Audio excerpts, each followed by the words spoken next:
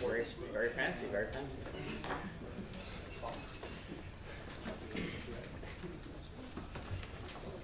Fellow Toastmasters and honorable guests, a few of you may disagree with what I'm about to say today, but I feel it is something that needs to be addressed considering it is something that affects us all as a people and as a nation.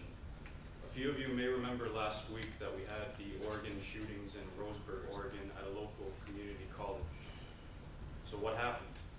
Gunman goes into a specific classroom 15 specifically, and kills 9 to 13 people from different sources that I've read. The number is not yet confirmed, at least with me.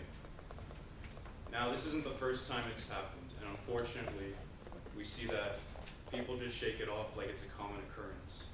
And we all remember these other shootings, such as the one at Sandy Hook in Newtown, Connecticut, the one at a movie theater in Aurora, Colorado, in which a man dressed as the Joker went in and shot and killed a few people. And a few select of us may remember the Columbine shootings in 1999. And for those of us that remember these heinous acts, we all remember where we were and how we were affected. When Sandy Hook happened, I came back from school, and I saw on CNN that a few kids, not even 5 or 6 years old, had passed away in a shooting. And unfortunately, one just happened today early in the wee hours of the morning, around 1 or 2, at the Northern Arizona University in Flagstaff, Arizona, excuse me. And this is according to sources that I've read, this is the 46th shooting this year. So how does this happen? Why does this happen? These are all questions that we ask ourselves whenever a heinous event happens like this. And the common reaction, of course, is gun control, gun control, gun control. And we have all that. And in fact, we've tightened our grip around it, but events like this make us question that type of legislation. And what's the reaction on a local scale in Roseburg, Oregon? I could show you right here on the front page of the New York Times, yesterday's issue. Common response after killings in Oregon: I want to have a gun. People don't feel safe in this country anymore. It's like we're turning into another Afghanistan or Pakistan or another Iraq. And for those of us who have served, maybe we could see similarity of how it all starts. But with all this commotion about gun control, it sounds familiar to us. And it's like we're declaring a war on guns themselves. Now, in the past, we've declared a war on poverty, but there is still poverty. We've declared a war on drugs, yet there are obviously still drugs.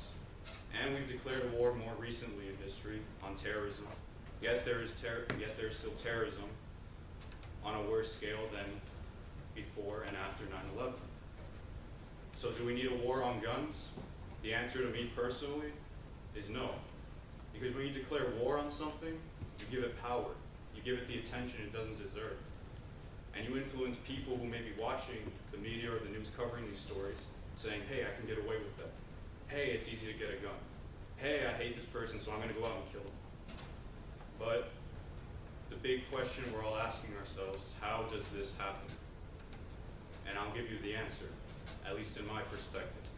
It is due to societal and moral decay. We live in a society where we go to the movie theaters, and a lot of the movies are about rapings and killings and all that stuff. Some of them, not all, but I'm sure you know where I'm going with this.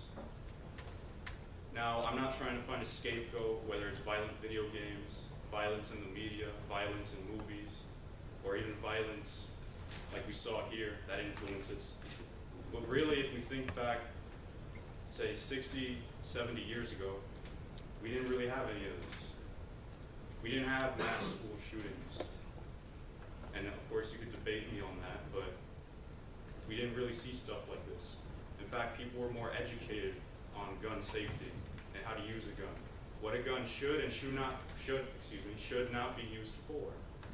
And unfortunately, we lack education. We need to educate people on guns, or should I say the next generation, the same way we educate them about drugs, about alcohol, about sex. And who's responsible for educating the next generation? It's us. And for some of you who may be saying, well, I can't really make a difference. I can't really take someone aside and say, you know, this is good, this is bad. Draw a line between good and bad when it comes to guns, specifically for the sake of the speech. But we don't have to wait for a politician to come around and promise change and promise a safer future, when really it's on us. We don't have to wait for someone to come and say, I can take care of that, I have the power to do this. Don't worry, you don't have to do anything because I have the power to do it. And yet we see no change. And I'm not referencing anything specifically, but lately, especially with the presidential races coming up, gun control has been a major issue, especially with what's happened last week and what's happened today. How is the president going to feel that since today he's in Rossburg, Oregon, that his advisor is going to come up to him and say, we need to go to Flagstaff, Michigan, we need to take care of the families there, because one of them died and 3 were seriously injured. How's he going to feel? He's going to feel like a failure.